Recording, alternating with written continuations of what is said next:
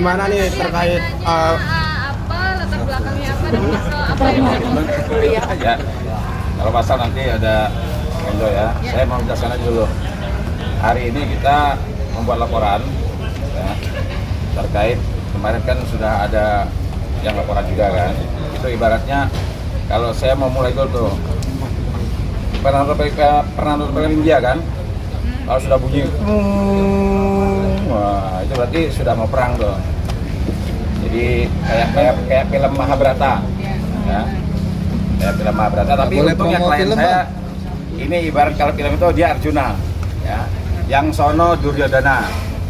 Jadi begini, saya kebetulan baru masuk nih ya dalam puasa. Tapi memang saya sejak awal memang sudah memperhatikan perkara ini, ya. Khususnya nih ya, khususnya dengan mantan istrinya nih, yang kedua nih. Awalnya kenalan, kemudian menjalin hubungan asmara. Hubungan asmara yang tidak baik, menjadi halal. Yang halal diajukan lagi permohonan isbat. Artinya isbat itu sengaja dibuat oleh negara agar perempuan mendapatkan kehormatan. Statusnya diakui, historinya jelas. Itu tujuan dari sidang isbat. Tapi ya, kalau seandainya ada perempuan yang sejak awal kenal, dinikahin, halal, terus diberikan status yang jelas, tidak mau juga, tidak bersyukur, nah, saya mau membacakan kalimat yang sering saya baca di media sosial. Sulit kita meyakinkan seekor lalat bahwa bunga itu lebih baik daripada sampah. Karena apa? Karena lalat pasti akan memilih sampah. Harusnya ketika ada laki-laki yang memberikan suatu kehormatan kepada perempuan, itu disyukuri. Ya, saya sebenarnya begini. Ketika saya melihat ada dua orang wanita yang mungkin sakit hati, muncul ide yang kurang baik, ketemu dengan orang yang tidak baik juga. Akhirnya perbuatan-perbuatan yang kurang baik muncul. Harusnya nih, kalau saya ketemu sama klien yang otaknya buntu, yang pikiran tidak baik, kasih nasihat yang baik. Nanti kalau seandainya ya ada klien kita mengupload hasil medis yang isinya itu menceritakan tentang kemaluan, ini gimana? Itu kan aib. Sekarang itu dibongkar. Tapi saya nggak heran, tadi saya sampaikan kepada teman-teman yang ada di sini, perempuan yang bisa menjaga kehormatan itu adalah perempuan yang punya kehormatan. Tapi kalau dia nggak memiliki, nggak mungkin bisa menjaga kan? Sama seperti saya mau modif mobil. Kalau saya nggak punya mobil, nggak mungkin bisa saya modif ke mobil. Nah, jadi kalau perempuan tidak bisa menjaga kehormatan, kalau dia punya kehormatan, kalau dia tidak punya kehormatan, berarti dia tidak bisa menjaga kehormatan. Nah, kira-kira ini yang dibicarakan siapa nih Bang? Ini siapa? Kita kan belum tahu. Inisialnya. Siapa? Ah, ya. Ini inisialnya nih. Dua. Ini P sebutin nih. aja Bang, Ya. inisial. Nah, inisialnya P. Ini siapa Bang? Nah, P-nya. Masa mesti saya jelasin lagi kan? Nggak apa bang, nggak apa-apa. Nah, pokoknya P. Inisialnya P, mantan istri Akas. Jelas ya? Perempuan, bukan laki. Mantan istri Akas, inisialnya P. Udah jelas ya? Oke. Yang, nah saya tambahin lagi nih, yang videonya ada ribu-ribu tuh. Waktu dulu masih jadi pelakor. Jadi masih jadi pelakor aja galak, apalagi sekarang. Udah, kira-kira saya buka dulu dengan itu ya. Nanti ibaratnya teman-teman mau bertanya lagi, nanti saya jawab. Ini saya kasih pembukaan dulu. Ini siapanya Akas Bang? Menegaskan lagi siapanya? Mantan istri ya. Untuk hari ini sendiri dibilang- seperti apa laporannya bang? Apa? Laporannya boleh dijelasin Oh, tadi hasil dari dalam tadi seperti apa? Endo aja. Agak kencang caranya Bang. Dikit. Untuk terkait laporan hari ini, Undang-Undang ITE ya, pasal 27A, contoh pasal 45, kemudian 310, 311, ya, tentang penyebaran nama baik, yang terkait dengan apa yang selama ini dituduhkan kepada klien kami, yang dimana kami juga mempunyai bukti-bukti bahwa yang dituduhkan tersebut tidak benar, ya, sehingga hari ini menjadi bukti bahwa kami tidak hanya tinggal diam untuk ini, ya. Jadi untuk pihak sebelah, untuk para netizen juga, ya, yang selalu membuli sebenarnya, ya ini bukti bahwa kami juga punya bukti-bukti yang jelas, yang dimana tidak semua apa yang dituduhkan itu ya benar. Tujuannya apa? Apa aja yang nggak benar bang tujuannya bang? Ya terkait HIV, ya terkait HIV, Mukondo dan lain sebagainya. Itu membuat Berarti Akas ada- tidak terima ya. Jelas. Tapi mungkin kenapa kira-kira pihak sana sampai melontarkan kata-kata itu? Belum move on ya menurut saya. Ya bang, kalau udah move on nggak mungkin karena semua yang dibicarakan semua fitnah. Kami punya bukti semua. Berarti bisa dibuktikan ya mbak bahwa itu fitnah ya mbak?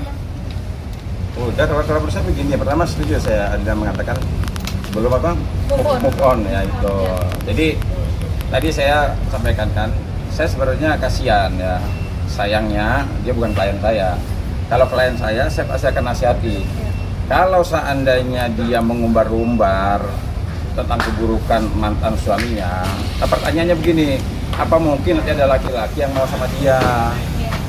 Nah sekarang mantan suaminya ya, baik buruknya mantan suaminya ini ya pernah pasti membuat dia tersenyum ya, pernah membuat dia tertawa selama berapa tahun, memangnya nggak ada enaknya.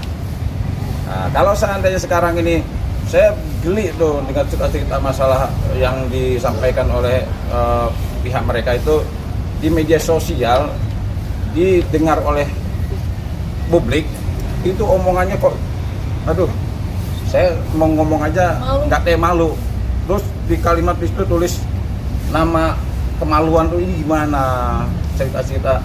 Terus apa hasil medis ya, masa semua orang tahu nanti akhirnya dia punya penyakit, walaupun dia mengatakan saya dapatnya dari orang lain, kata dia menular gitu kan.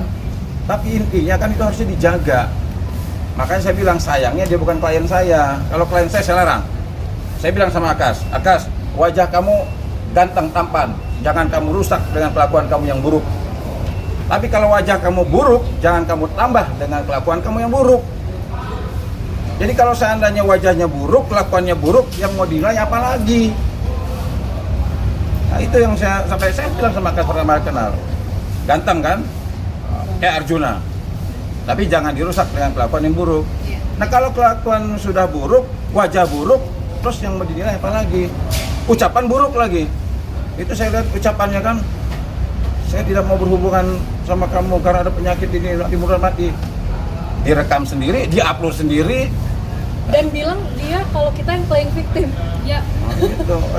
Diupload sendiri, Mulai itu sebenarnya videonya. ngucap sendiri dia kan, direkam sendiri, ngomong sendiri, diupload sendiri. Saya bingung juga. Ada lagi sekarang kan, ada pengacara, podcast sendiri, rekam sendiri, upload sendiri. Ini jadi sebenarnya saya dalam hal ini sebenarnya bisa dibilang gini loh kan. Perkara ini adalah perkara sebenarnya rumah tangga, selesaikan secara musyawarah, tidak perlu laporkan ngomong sini yang masalah panci diomong itu nggak penting. Nah bagaimana kehadiran seorang pengacara itu menarik kliennya dari permasalahan, bukan menceburkan kliennya dari permasalahan. Ini kan kayaknya seperti butuh panggung gitu loh. Ya kan kalau mau butuh panggung, saya kebetulan pemain sinetron gitu kan. Nanti main sinetron sama saya, jangan saya kasih peran. Ya, saya kasih peran sebagai. Cocoknya perannya apa bang? Ya kayaknya sih perannya sebagai peran Duryodhana lah. Akas. Akas mungkin. Gimana, Akas? Akas. Sejak perpisahan itu kapan sih dan secara resmi tidak disedang di negara perpisahannya? Mungkin ada lagi yang masih pengen dituntut atau begini kah, bulanan kah, atau seperti apa? Mungkin boleh jelaskan? Sebenarnya sih ini hampir udah 9 bulan kita udah bisa beda jalan, beda rumah. Apa yang dia mau udah dapat juga. Sekarang kalau dibilang nikah siri, saya berusaha juga untuk sahkan di pengadilan agama. Dia bilang tidak mau. Berarti masa depan dan sejarah Anda dihilangkan. Saya berusaha bagaimanapun dari kemarin selesai dengan baik.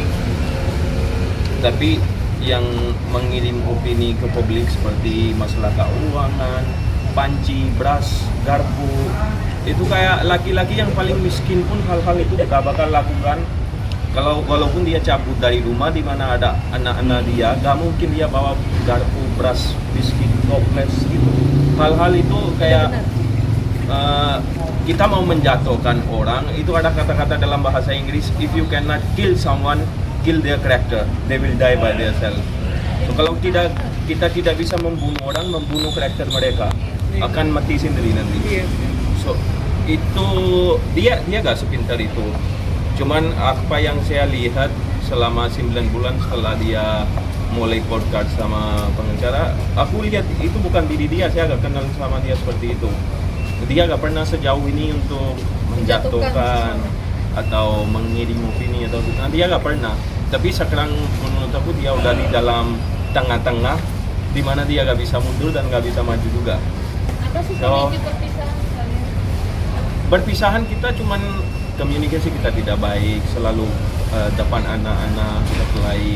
Dan saya lihat pun anak-anak udah punya 2 anak yang tujuan untuk ajukan isbat cerai itu katanya saya tidak mau sahkan nikah, tidak mau bikin buku nikah. Ya buktinya saya mau isbat nikah biar dapat akta cerai dari pengadilan, biar masa depannya jadi sah. Kita udah pisah, saya duga dia janda sah, nggak ada domba lagi, dan asal-usul anak juga sah. Mereka juga dapat hak dan wajiban dari ayah. Tujuan itu aja sih, nggak ada aku punya tujuan kalau mau lapor ini, lapor itu. Tapi kalau membawakan fitnah itu sama aja mereka menghancurkan nama saya, usaha saya, apalagi saya sudah berumah tangga sekarang, itu sangat terganggu juga sih. So bagaimana kalau dia lagi dengar, selesaikan baik-baik deh. Gak perlu habiskan uang untuk laporan sana sini. Mending uang itu pakai buat anak-anak aja. Saya pun di sini sama aja. Apa ini capek-capek kita lakukan hal ini? So mending selesai baik-baik. Udah kirim kan surat untuk berdamai? Iya. Apa tanggapannya? Tidak ada tanggapan. So saya sudah kirim surat berdamai juga. Apapun mau bicara kita berbicara aja. Nafkah tiap bulan lancar? Gimana? Nafkah tiap bulan? Nafkah sampai sekarang tiap bulan. Itu yang kita tadi berbicara. Sudah kasih nafkah, tapi di sosial media bilang nggak pernah kasih nafkah. Di mediasi bilang nggak butuh nafkah. So saya salah aja di mana? Nggak kasih nafkah pun saya dilapor nanti melantarkan anak. Saya kasih nafkah pun katanya sedikit. So saya itu nggak tahu mau ke kiri atau kanan. Makanya saya pilih cara berdamai aja. Mau apa selesai bicara. Kalau mau setelah bicara nafkah mungkin kurang atau banyak, itu bicara aja. Karena ada beberapa tuduhan juga, Kak. Salah satunya mungkin soal perselingkuhan, itu mungkin boleh dijawab. Yang kita bisa itu bukan masalah perselingkuhan. Kalau perselingkuhan di 2022 ada, kita masih jalankan setelah perbaiki rumah tangga, menjalankan rumah tangga kita 2 tahun. Berpisahan kita itu gara-gara komunikasi tidak baik. Dan itu pun udah 9 bulan sekarang pisah, apa yang lagi kita rebut? Baik-baik ya. Pisah pun kita baik-baik. Apa yang lagi mau sekarang cari celah aja kita. Di sini kita bisa laporin dia, kita sini bisa laporin dia. Cari celah itu sama aja cari masalah. Berarti yang katanya ada kontak fisik artinya saling pukul karena KDRT. dugaan perselingkuhan itu tidak benar. Itu tidak benar. Karena itu menurut aku gak perlu bahas-bahas lagi karena udah selesai ya udah selesai. Sekarang ke depannya mau gimana, mau lanjutkan laporan seperti ini terus di mana gak ada hasilnya, habis duit. Kita udah lapor, kalau kita mau cari celah juga berapa buktinya kita ada selama ini mereka podcast fitnah kemana-mana. Cuman permasalahannya mau gimana, selesaikan, berdamai. Kamu juga bahagia di rumah kamu, saya juga bahagia di rumah. Kenapa gimana menjawab laporan yang lebih dulu masuk kemarin, laporan Feni sendiri di Polda juga tentang UITE, tanggapan itu? Masalahnya katanya saya dilapor ini, sebelum ini dibilang 5 laporan udah. 5 ya Kak? Iya. Belum dapat surat sama sekali Belum. kita. Nah, so mereka mancing-mancing di mana saya keluarkan kata-kata yang tidak baik. Nah, di situlah cari laporan. So, tidak lapor tapi bilang udah lapor 5. Terus habis itu kita berbicara, dari situlah lapor lagi. So, gak ngerti harus gimana, diam pun salah, bicara pun salah. So, mereka kayaknya sengaja cari fitnah, bagaimana kita keluar, speak up. Setelah udah speak up, cari hal, ini kata dia salah di sini lah lapor kita. Gimana Bang? Ya betul. Saya mungkin ada satu ya tanggapan. Mungkin untuk pihak pengacaranya PA, tolong kalau bicara jangan kayak perempuan. Itu aja sih. Kalau tambahan lagi ya, Ya, boleh. ini ya Pak, kita pengacara ini bertindak menggunakan prinsip praduga tidak bersalah ya Pak ya, presumption of innocence. Jadi kita tolong ya, setiap klien yang datang ke pengacara, mereka menceritakan versi mereka, menceritakan kebenaran versi mereka. Jadi tolong nggak usah terlalu dalam langsung menyerang secara pribadi lawyer, mulai dari make upnya lah, ininya itu terlalu itu. Kalau kamu laki-laki nggak mengurusi makeup klien saya atau rekan saya ini.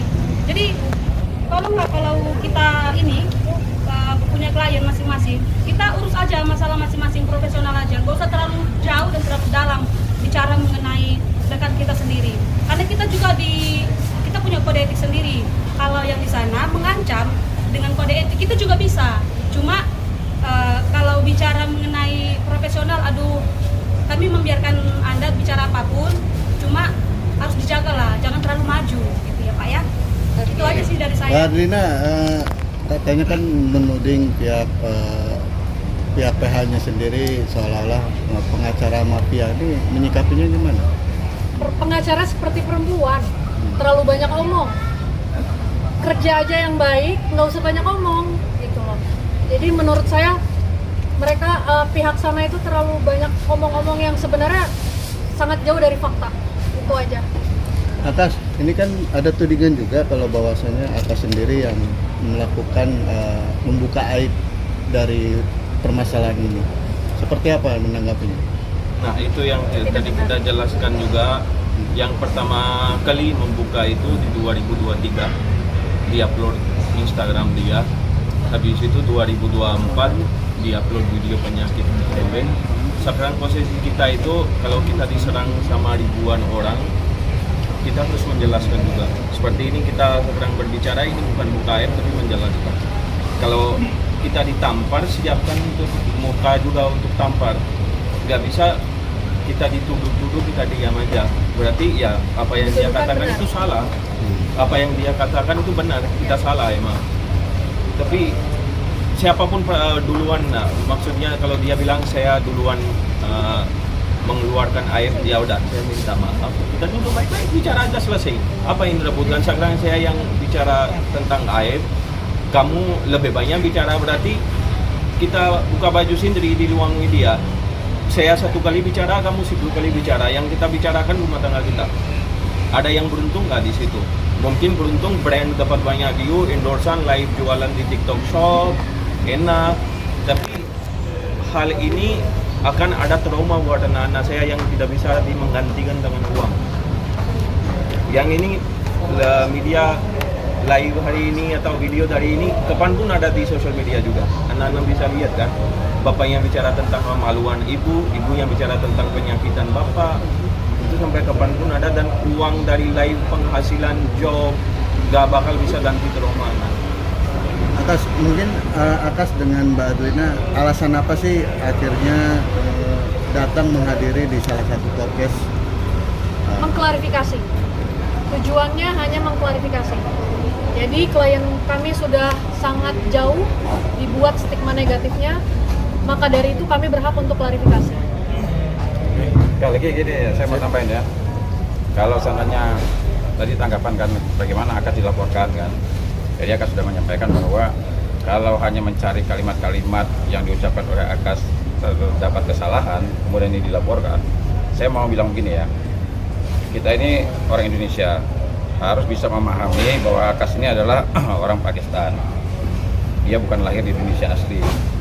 Artinya orang, ya jangankan Akas, saya juga sering melihat orang-orang Barat, ya, orang luar negeri juga, kalau dia mengucapkan sesuatu itu, kadang kalimat harusnya di depan menjadi di belakang, kadang di belakang menjadi di depan.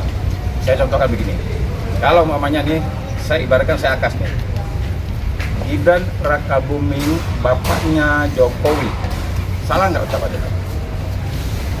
Gibran Rakabuming bapaknya Jokowi. Kalau orang Indonesia yang ini kan, tapi kalau Akas yang mengucapkan, ya kan, Gibran Rakabuming bapaknya Jokowi. Nah, yang kita orang Indonesia yang paham, yang cerdas tahu maksud tujuannya. Kalau kita orang Indonesia mengatakan Gibran Rakabuming itu bapaknya Jokowi, salah. Tapi karena orang luar negeri yang mengucapkan kalimat-kalimat seperti itu, kita harus bisa memaklumi. Tapi tujuannya kita paham. Jangan kalimat-kalimat yang diucapkan oleh Akas nanti dicari kesalahan, dianggap ini mencemarkan, dianggap ini tidak pidana. Nah, harusnya kita paham sendiri kalau kita memang benar-benar mau profesional. Tapi kalau hanya mau mencari kesalahan, ya semua juga bisa dicari kesalahan. Itu ya. Jadi masalah laporan, saya nggak gentar sama sekali laporannya mereka. Cuma kenapa saya mengatakan tidak gentar? Karena saya cerdas. Kalau seandainya orang cerdas, tentu bisa memahami kalimat-kalimat yang diucapkan oleh Akas. Kecuali kalau dia kekurangan kecerdasan, nah, mungkin bisa melaporkan ke pihak kepolisian, gitu kan. Kenapa alasannya baru buat laporan sekarang? Sudah 8 bulan pengacara saya udah kasih tahu kalau mereka lapor, kita lapor balik. Cuman saya bilang ke mereka, mantan saya itu adalah seorang perempuan, dia bukan lawan saya. Kenapa aku harus main laporan? Ini yang disampaikan video yang hari ini kita masukkan laporan juga di 2024. Kalau mau lapor ya langsung kemarin udah lapor. Cuman dia bukan lawan saya. Dia ada anak-anak yang harus di sana dia jaga juga. So mental dia nanti kena dari polisi ke pengacaranya juga, dari media juga yang dampaknya adalah anak-anak juga terkena nanti. Makanya dari kemarin lebih baiklah diam, gak apa-apa lah, nanti dia selesai lah, habis lah. Makin berapa lama lah balik. Tapi yang sejauh ini yang saya tahu kabar juga ya dari dalam sana, dia sendiri aja sampai sekarang udah capek, disuruh upload fotonya, disuruh upload videonya, dapat komentar lah, bagus lah, jadi harimau lah yang di sana. Tapi ya dia aja sendiri udah capek sekarang, cuman karena dia udah kelewatan. So dia mau gak mau membawa ini, tapi saya bilang bersama dia masih ada saatnya kita bisa berbicara dengan baik-baik, bisa selesaikan sebelum ini semuanya udah sejauh ini. Yang rugi itu saya dan dia, dan kalau kita berdua yang rugi, yang paling rugi itu anak-anak. Orang lain mah udah dapat view, udah dapat endorse, jualan, udah gampang, udah pulang ke rumah masing-masing. Yang dosa dan kena trauma itu anak-anak kita. Bukan, coba yang orang bikin podcast, bawalah cerita diri dia sendiri dan sampai membawa cerita rumah tangga dia, kamar dia, dan anak-anak dia. Mau nggak dia berbicara di ruang media? Gak mau. Kenapa? Karena dia tahu dampak media yang dikenakan anak-anak. Tapi cerita kita dibuatkan konten sampai segitunya tanpa pikir kita punya 2 anak ada yang di rumah. Oke Akas, mungkin menghadapi ada 2 laporan juga di Polda dan di Polres Jakarta Selatan. Udah lo udah lapar nih. Nah, gimana? Belum kita dapat panggilan, tapi kalau ada panggilan nanti kita akan klarifikasi dan jelaskan di situ. Cuma kalau mau lanjutkan laporan menurut aku capek sih. Ya. Tapi Akas akan menghadapi semua ya? Hah? Akan dihadapi juga? Insya Allah mau nggak mau kita harus hadapi. Di sini juga kalau kita udah 6 bulan ya lapor satu mantan istri, dan kita nggak seperti sosial media, kita nggak seperti media juga ya, menjalankan aja hukum. Apa yang kita buat konten satu laporan belum tentu yang terima, belum tentu kita bisa buktikan, belum tentu sampai ke pengadilan, tapi kita udah sosokan gaya-gaya syarokan di depan media gitu. Itu mending kita tidak bicara. Udah 6 bulan ini berjalan ya. Laporan pertama udah 6 jalan berjalan. Kalau udah sampai ke pengadilan ya sendiri aja semua tahu. Kalau tidak sampai berarti belum bisa kita terbuktikan. Seperti itu mereka juga, kalau ada laporan ya enggak. Apa yang tiktokan. Oke ya. Laporannya dilihatin banyak nanya nih. Gua udah lapar. Jadi yang upload yang yang punya YouTube aja lah, suruh mereka yang punya channel YouTube. Bikin podcast aja kita Pak, gimana? Iya. Kiri boleh, biar aja ya mereka aja. Bang, suratnya boleh dilihatin Bang.